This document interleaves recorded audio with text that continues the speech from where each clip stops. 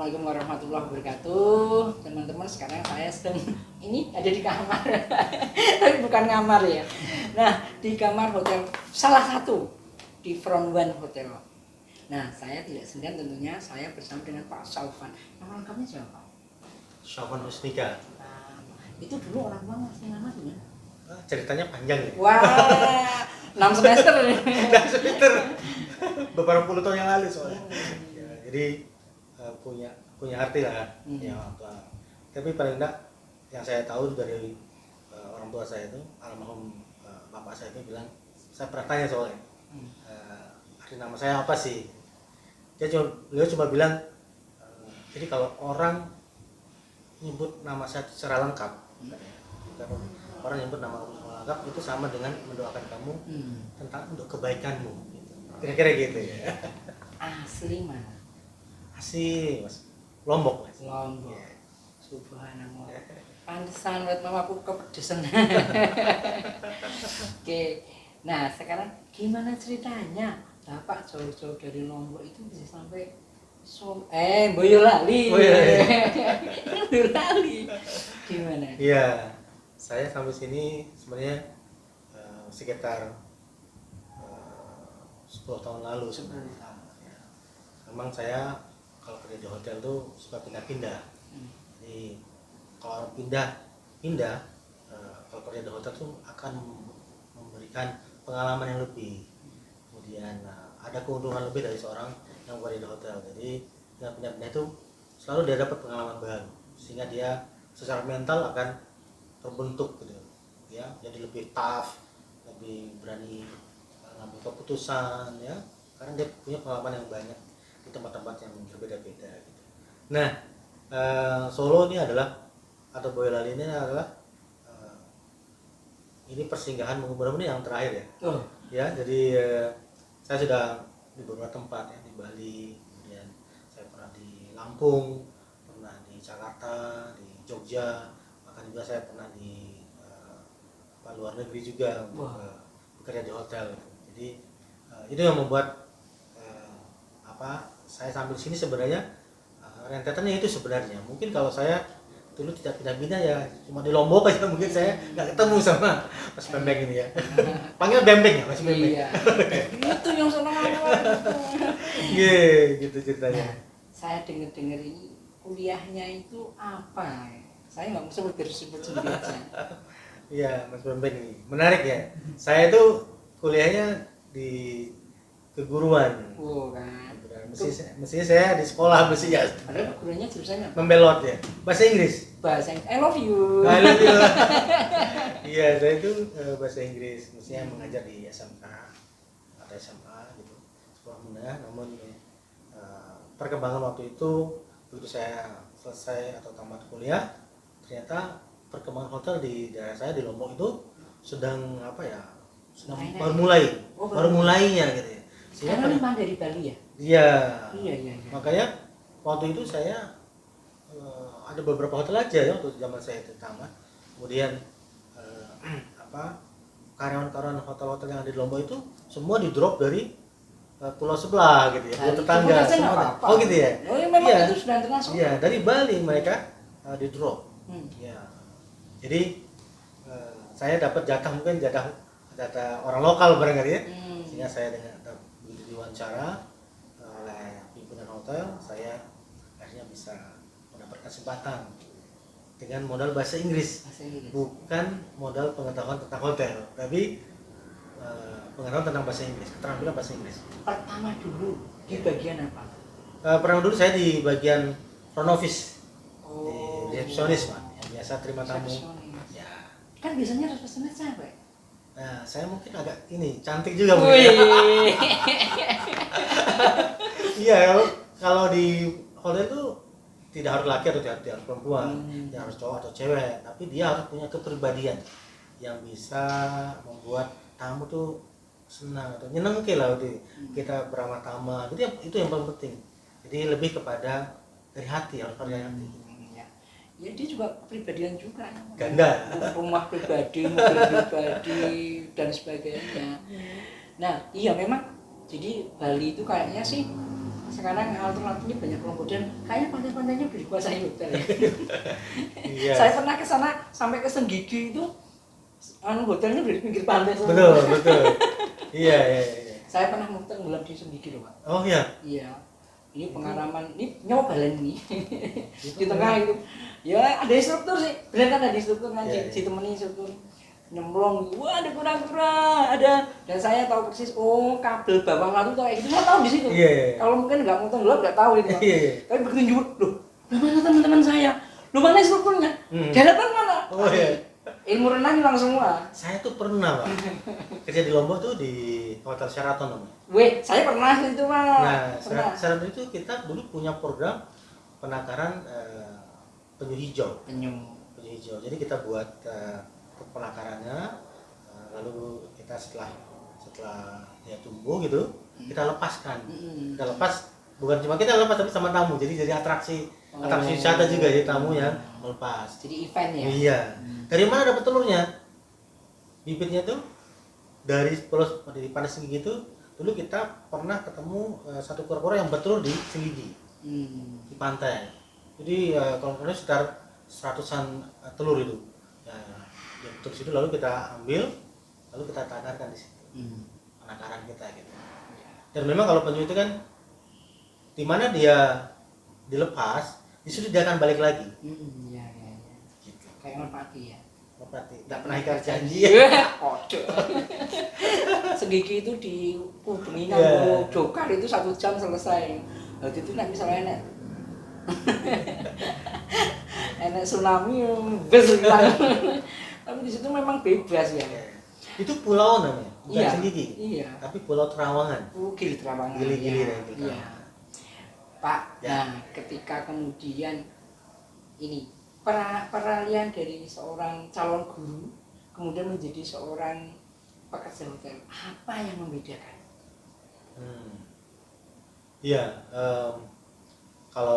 tentunya kalau di hotel dan guru itu memang sangat beda banget, tapi ada juga persamaannya. Nah, kalau perbedaannya kalau saya lihat itu karena di hotel itu kan 24 jam kita operasional 24 jam. Ya. Kalau di guru kita bekerja itu mengikuti jadwal sekolah aja, kurikulum gitu kan, kita seperti itu. Bedanya di situ. Jadi kalau kalau sekolah muridnya libur, kita juga ikut libur. Murid-muridnya iya kan? Murid-muridnya jalan-jalan, piknik, guru juga ikut piknik. Gitu kan. Yang beda cuma kalau guru rapat. Siswa pulang. Ya gitu libur. Nah, kalau di hotel itu 24 jam. Jadi justru orang lagi piknik, orang liburan, kita di hotel. Iya. Berarti bedanya yang selanjutnya adalah gajinya. Gitu. Tapi persamaannya sebenarnya sama. Jadi kalau saya lihat dimanapun kita bekerja, kita harus bekerja dengan ikhlas.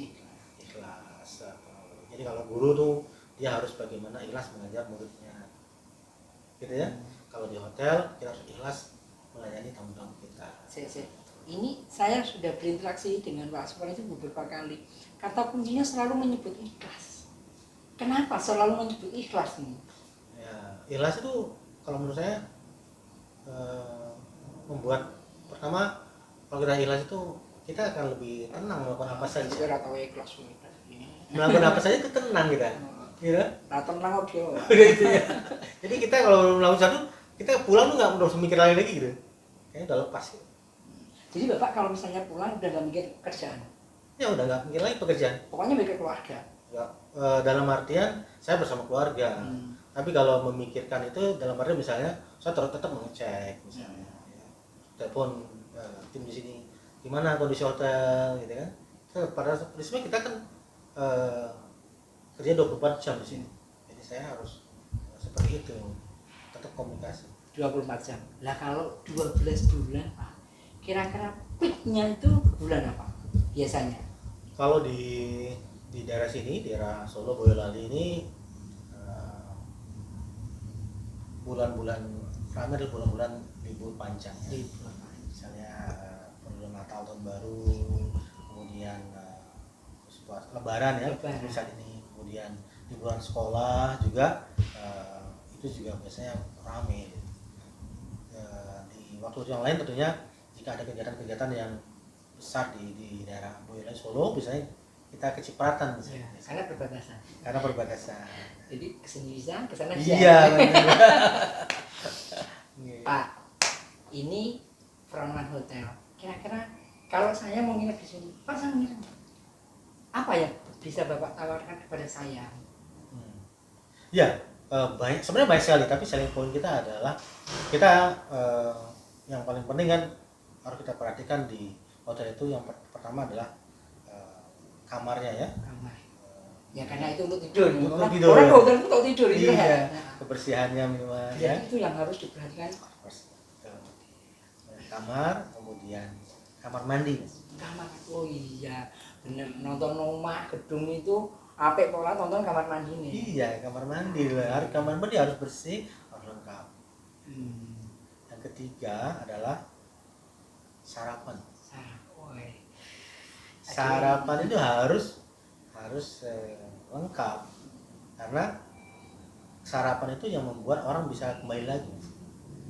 Kebanyakan orang akan punya pengalaman lebih tinggal di hotel pada saat sarapan. Iya. Makan itu jadi media. Siap. Iya. Harus PDKT udah makan belum? Ayo. Jadi sarapan. Guyu itu baik. Makanya kita usahakan tamu tuh kalau beli kamar kita jangan cuma kamar aja, room only. Kita sarapan selalu kita tawarkan sarapan. Ya pantesan sarapannya dibuat senikmat mungkin, suasananya juga se-enjoy mungkin. Kan di situ mungkin akan ketemu bisnis baru. Wah, ketemu ini bisnis baru di restorannya Front One. Luar biasa, Pak, ilmunya di mana? Padahal kan ada deh. Tadi. Ada deh, Boy. Waduh. Oke, ini masalah kemudian Front One. Nah, kalau mengenai fasilitasnya apa saja Pak di sini? Kita banyak punya fasilitas yang bisa kita lakukan. Kita kan di daerah airport. Wah, Daerah airport, ada bandara Adi Sumarmo ini. Jadi kita melihat apa kebutuhan tamu untuk tinggal di sini. Yang pertama fasilitas kita punya adalah tentunya di kamar itu semua kita siapkan bersih, cepat, gitu ya, wifi yang kencang, gitu ya, internet ya, gitu ya. Kemudian tadi juga sarapannya, makanan juga harus bagus, enak, gitu. Dan jika ada keluhan tamu kita langsung action dengan cepat. Itu yang kita lakukan. Kemudian fasilitas yang lain kita menyiapkan juga transportasi gratis, baik dari bandara atau dari hotel ke bandara. wah itu Gratis itu. Besok nunggu ya. Kan kono mau kemana? Enggak, mau nginep aja. Iya, ini kita punya fasilitas.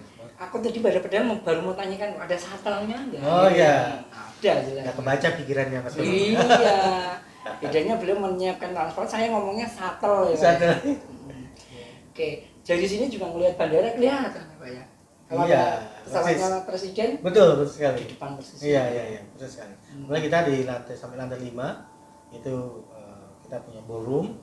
Fasilitas kita itu ya dari ballroom bisa melihat bandara langsung. Pesawat take off bisa kelihatan. Ada berapa kamar? Kita punya total 65 kamar. 65. Kamar dari berbagai tipe. Tipe yang terendah itu ada superior. Yang paling tinggi suite, ya, executive suite. Ballroomnya kita ada, saat ini kita punya 2, tapi kita akan punya 4 ya. Jadi ballroom itu kapasitas 200 sampai 300 orang, tergantung dari sitting layoutnya, pengaturan kursi meja. Kemudian kita punya meeting room, ada Sumarmo namanya, bisa 50 sampai 80 orang. Kemudian kita baru membuat 2 breakout rooms, namanya adalah Merapi Rooms dan Merbabu Rooms. Namanya itu dibuat nama-nama sekitar bola. Betul sekali. Pinter ya. Luar biasa. Nah, kalau misalnya pas peak season, apa kadang-kadang juga menambahkan staff? Ya, kita sebenarnya punya staff tuh betul-betul yang efisien. Yang efisien dalam artian jika hotel itu tetap ada minimum operasional, karyawan kita sejumlah itu, gitu. Minimal operasional. Jadi jika dia okupansi tinggi, kita tambah karyawan. jika ada event di ballroom misalnya, kita juga tambah karyawan untuk bidang-bidang yang kita memang membutuhkan lebih gitu. Kalau di untuk di high season okupansi tinggi, tentunya yang kita tambah housekeepingnya, gitu ya. Tetapi kalau kegiatan di ballroom, kegiatan meeting, kita tambah di F&B-nya, bagian banquet atau bagian waiters itu yang kita tambah. Jadi kan nama-nama tuh, ada nama-nama sekitar brand. Nah kalau tentang foodnya, F&B-nya bagaimana? Iya. Yang disajikan? Iya, kalau F&B kita juga berusaha mengangkat lokal. Ada kita setiap hari itu kita siapkan soto seger Boyolali. Wow. Di breakfast selalu ada. Senengannya dia. Soto seger Boyolali selalu ada. Itu diboyong ke sini atau bagaimana? Kita buat sendiri. Oh, gitu. Soto seger. Ya, soto seger apalagi. Lebih seger loh kalau buat sendiri ya. Apalagi Pak? Kalau yang lokal lagi minuman kita punya banyak jus ya, fresh juice. Kita juga punya minuman yang lokal kayak wedang jahe, wedang uwu, secang, tradisional ya. Tradisional sehat. Ya. Pak Safan. Di sini tentunya kan banyak teman-teman pengusaha hotel. Bagaimana Bapak menyikapi itu? Maksudnya dianggap rival atau begitu ya? Gimana? Atau justru itu jadi mitra atau gimana? Iya. Bocoran Mas. Saya itu kan juga sebenarnya dari dulu ngelihat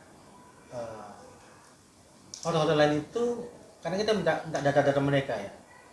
Orang bilang sebutnya kompetitor ya, pesaing. Kalau saya bilangnya kita buat data itu sebagai comparison aja justru. Membandingkan gitu ya. Tapi kita nggak mau terlalu peduli sama apa yang mereka lakukan. Saya lebih fokus kepada apa yang saya harus lakukan gitu. Bukan apa yang mereka lakukan gitu ya. Jadi strateginya gitu. Kita nggak lihat mereka sebagai kompetitor, tapi kalau kita perlu data yang apa mereka sebagai comparison aja. Pembanding saja gitu. Tapi kita lebih fokus pada apa yang akan kita lakukan, apa yang harus kita lakukan di bisnis ini. Bapak kerasa nggak ilmunya itu saya curi? Saya nggak lihat ya. Ada pandai mencuri kayaknya sampai nggak ketahuan. Gimana? Dan juga seandainya misalnya ilmunya kayak gitu itu dicuri orang lain gimana Bapak? Nggak apa-apa. Itu kan banyak ilmu ya yang bagus-bagus, tapi tidak semua orang bisa melakukan. Itu kata kunci mana? Iya. Kalau dia orang mengikuti, mudah-mudahan jadi amal jariah ya. Ini benar-benar filosofi padi bener, merunduk bener, luar biasa. PHRI. Nah ini kan jadi ketua PHRI. Ya. Nah ini gimana ceritanya Pak? Ya sebenarnya PHRI kita Boyolali ya, BPC PHRI Boyolali kita bentuk itu tahun 2019 ya, di bulan Februari. Kemudian setelah terbentuk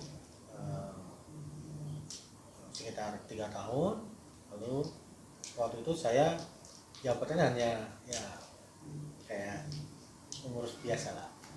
Tapi karena saya tadi langsung bekerja ingin membantu melakukan sesuatu untuk Boyolali, untuk pariwisata Boyolali. Jadi saya lebih fokus ke situ aja.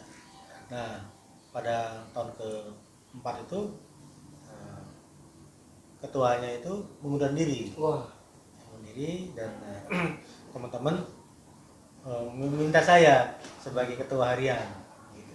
Sampai nanti masa pengurusan tahun 2024 bulan Februari baru kemudian kita akan pas pemilihan presiden. Persis. Pemilihan presiden kan. Kayaknya ini bau-baunya ini ada lagi sih. Iya, tapi ya kita gitu. Jadi saya jadi ketua PHRI ini ya tidak pernah berpikir sebelumnya gitu, kira-kira gitu.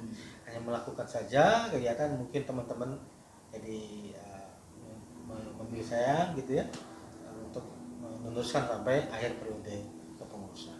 Makanan favoritnya? Saya makan favorit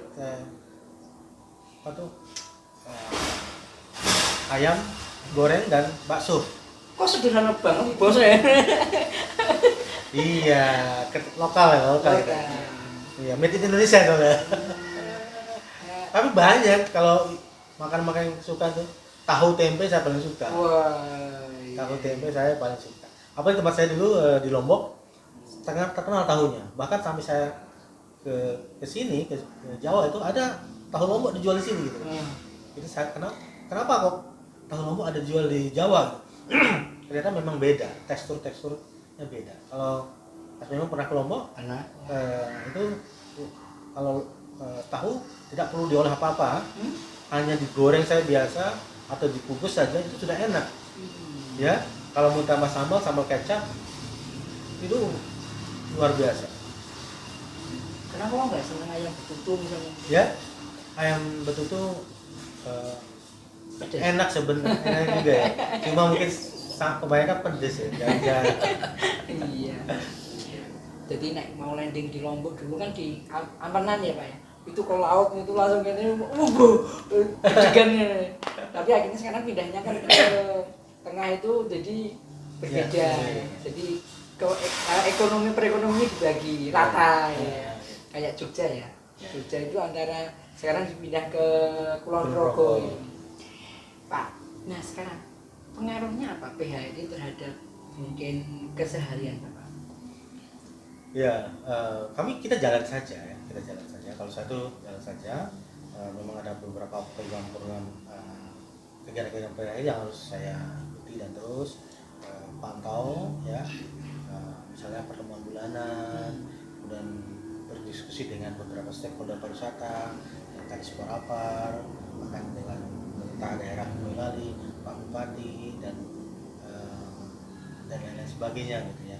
Termasuk juga komunikasi dengan para anggota ya, pengusaha hotel dan restoran yang menjadi anggota atau tidak menjadi anggota PHRI. Nah, itu saja yang berubah sebenarnya. Pantesan Pak Bupati hafal nih. Iya. Iya, jadi apa ya? Sebenarnya pekerjaannya tidak banyak berubah dan itu bisa disambi. Jadi memang saya juga harus ketemu orang, harus ketemu memang sebagai GM ya harus ketemu juga sama Sporapar, harus ketemu juga dengan pengusaha hotel yang lain. Tapi GM itu nggak bisa kita sendiri juga gitu. Jadi sangat salah kalau misalnya kita menganggap sebagai seorang pengusaha hotel menganggap PHRI itu nambah pekerjaan itu salah banget. Salah banget. Namanya itu asosiasi. Dan iya, salah banget. Merepotkan apa? Salah banget. Karena sebenarnya kegiatan-kegiatan sebagai GM, sebagai pengusaha itu memang harus di situ. Karena itu bagian dari marketing juga bisa juga untuk exposure. Jadi kalau kita aktif tentunya hotel kita juga akan lebih dikenal. Apa menurut pengaruhnya mungkin setelah ada PHRI antara teman-teman pengusaha hotel dengan mungkin government atau mungkin stakeholder yang lain? Yeah. Oh sekarang kelihatan memang lebih dekat. Lebih dekat, artinya kalau dulu masih terasa banget itu pemerintah sama ini tidak ada jalur komunikasinya gitu. Jadi kalau pemerintah buat acara, jadi PHRI itu kadang-kadang nggak tahu gitu. Pikiran pariwisata tapi PHRI nggak tahu. Orang hotel maksud saya, orang hotel nggak tahu gitu. Ya, dengan adanya PHRI ini asosiasi, dan kemudian kita setiap bulan mengadakan pertemuan dengan pemerintah daerah, kemudian sehingga tetap saling ingat ini. Oh ya, aku ada kegiatan ini ya, saya ada kegiatan ini gitu. Banyak kegiatan kita juga selalu komunikasi dengan Sporapar, ya, kegiatan PHRI yang kegiatan sosial misalnya kita bagi-bagi takjil, kita motoran wisata. Kemudian ini tanggal 20 lusa itu kita ada kegiatan sertifikasi karyawan hotel ya. Kita juga berkomunikasi sama PNSP ya? Ya betul. P2? P2 apa ya? P2 ya? P2. Kita juga ada itu koordinasi. Nah ini kan terjalin hubungan yang baik gitu ya. Kita saling membantu. Kalau dulu sebelumnya kan tidak seperti itu. Itu manfaat. Kita tes. Siap ya Pak ya. Tempat wisata di Boyolali Pak, mana saja Pak? 5 Pak. Oh 5 banyak banget. Nanti banyak dia Pak. sekali-sekali nih ada UGM. Oke. Nah, pertama yang paling Ya. pertama Merapi dan Merbabu. Merapi Merbabu. Wah, favorit pertama. Ya. Merapi Merbabu. Pernah ke sana tapi? Sampai daerah New Solo. Nyusul. Oh, ya itu udah sampai. Sudah sampai ya? Oke. Sampai. Kemudian saya juga ke Embung Manajer di atas. Embung mana? Wah, Nyampe. itu sulit loh, Pak. Mencapainya. Sampai. Wes. Sampai naik motor kita kan waktu itu motoran wisata. Oke. Gitu. Kemudian sebetulnya sekeliling Solo. Solo itu kita berkunjung bisa berkunjung ke UMKM yang membuat makanan atau dari susu, Oh. dari daun-daun. Ya itu kami ke sana ke kelompok itu dan kami juga beberapa waktu juga memperkenalkan kepada tamu-tamu kita. Itu yang kita. Kemudian saya berkunjung juga beberapa candi ya. Candi. Candi juga kita berkunjung. Candi mana? Saya lupa namanya ya, Ya. candi ya. Candi Lawang. Candi Lawang saya. Ya. Candi Lawang. Kok pinter ya? Oh, temennya Pak Sofang seorang pinter. Candi-candi salah satunya Candi Lawang. Hmm. Terus kemudian Waduk Cengklik. Wah, tadi sebenarnya saya mau coba nih. Ini penguasanya kan. Wah. Jadi nek ketemu aja malah apa ya. Kita dari yang jauh dulu. Kalau coba ditunggu, jenengan nikmati apa? Karena sekarang Waduk Cengklik kan sedang direvitalisasi ya. Iya. Kita sangat senang juga melihat perkembangannya. Jadi bersih. Jadi bersih, tertata rapi. Kemarin juga minggu lalu sempat dicek oleh Karispora juga. Kita lihat juga udah mulai membangun baik gitu loh, dan tertata rapi lah gitu ya. Saya lihat seperti itu. Sebelumnya saya sama waktu pertama lebaran kemarin sebelum revitalisasi itu kita ke warung-warung itu yang pakai bambu-bambu itu Iya. kesannya kan kurang bersih gitu ya. Sekarang lebih tertata. Sempat ke Waduk Cengklik, Pak? Sempat pada Cengklik juga. Kenal sama Pak Joko? Pak Joko Waduk Cengklik Pak kebetulan juga salah satu anggota kita di TNI. Berarti juga punya hotel ya? Iya. Iya. Nah, maksud saya begini, Pak. Nah, ketika Bapak itu ngerti tempat wisata, bagaimana mengkonekkan hotel sama objek wisata, mungkin dengan tempat makan itu loh, Pak. Iya. Itu, Pak. Itu yang paling penting ya. Iya. Salah satu program kita. Apa gunanya ngerti objek wisata mentolong-tolong ya? Gimana strateginya? Iya, salah satu yang memang kita sudah bicara kemarin juga dengan Waduk Cengklik Pak, saya kemarin membuat paket ya. Paket jadi kegiatan yang di hotel ini atau kegiatannya di Waduk Cengklik Park. Jadi kalau mereka mau kegiatan, jadi kamarnya di hotel atau sebaliknya gitu. Kita juga tidak hanya hotel restoran, kita juga bersama dengan, kalau di Boyolali ini kan terkenal sama pertanian ya, peternakan, misalnya sapi, ikan, ayam, lele dan seterusnya ya. Terkenal ini Boyolali daerah pertanian. Kita juga kalau ada kegiatan-kegiatan itu kita rekomendasikan, misalnya kalau kegiatan-kegiatan seperti itu pelatihan yang ada, kita ke Seva Fish ya, untuk ke ikan itu, ikan. Nah kita boleh kerjasama seperti itu. Pak, bagaimana membagi waktunya antara pekerjaan sama keluarga? Ini dia nih. Ini sebenarnya paling sulit nih. Kalau paling sulitnya adalah apa? Banyak orang kurang paham dengan ritme 24 jam kerja di hotel.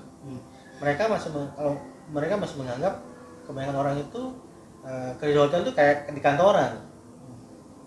Banyak orang yang kalau ke hotel tuh, misalnya sudah hebat, misalnya sebuah restoran misalnya, masuk ke hotel belum tentu dia bisa bertahan di hotel.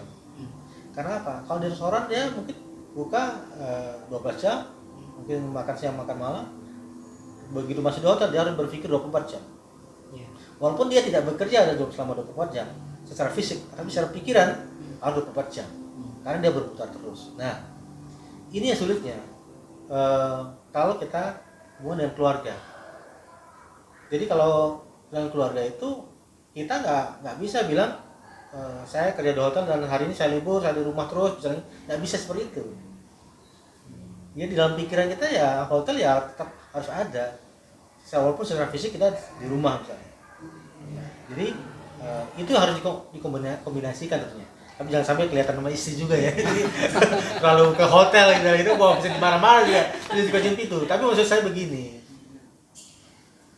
cara saya adalah saya membawa kehidupan keluarga saya ke hotel.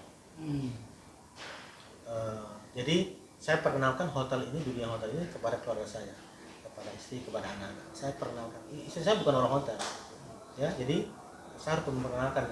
Misalnya kalau saya bertugas di hotel, saya ajak makan mungkin. Kadang saya nginep di hotel, anak-anak juga saya seperti itu. Jadi saat saya bertugas, kadang saya di hari tertentu saya pikat di hotel. Jadi saya ajak menginap mereka. Jadi mereka mengenal gitu. Gimana sih Ini pekerjaan Bapak. ya, kira-kira begitu. Kita bawa keluarga kita ke dunia hotel itu sehingga mereka lebih paham. Dan suatu saat nggak komplain, oh Bapak di hotel. Pinter ya. Pertanyaan terakhir Pak. Apa? Tadi kan dukanya sudah Pak. Siap. Sekarang sukanya sebagai GM itu gimana? Woi, luar biasa nih. Kalau pengen Sebenarnya gaji. GM itu kan posisi tertinggi di hotel, operator hotel. Kalau di hotel kecil namanya hotel manager. Tapi kalau hotel besar dengan lengkap fasilitasnya disebut general manager. Nah, kalau orang punya jabatan tertinggi di sebuah perusahaan gimana rasanya? Kan pasti membanggakan. Ya, baik di pabrik atau dimanapun sama saja gitu. Nah, sukanya adalah tentunya kita kita mendapatkan pengakuan apa yang kita inginkan. Bayangkan dari kecil Mas, saya kerja sudah 30 tahun lebih misalnya. Jadi sekarang saya merasakan, saya bisa melihat ke bawah ya, waktu saya zaman dulu gitu, masih bawah gitu.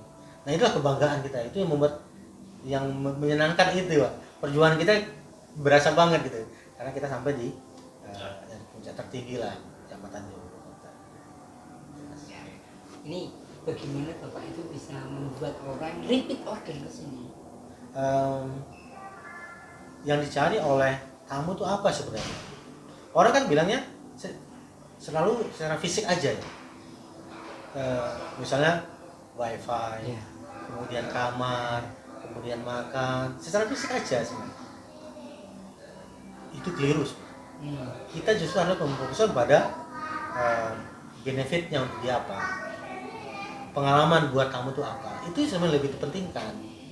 Kalau kita cuma bilang bangga misalnya punya kamar, punya dari marmer, semua, kenapa dari marmer misalnya, ini ada wifi, tapi untuk apa wifi, kita nggak pernah berpikir itu. Misalnya kita punya gym, fitness center, tapi cuma fisiknya, tapi kita orang berpikir untuk apa gym situ, tamu yang mana yang suka. Jadi kita harus memunculkan pengalaman apa dia yang dapat pada saat gym, pengalaman apa yang dia dapat pada saat kesannya supaya muncul nantinya di itu. Jadi bagaimana kita menjadi orang yang lebih bermanfaat. Luar biasa. Terima kasih. Assalamualaikum warahmatullahi wabarakatuh. terima kasih. 3, 2, 1 plus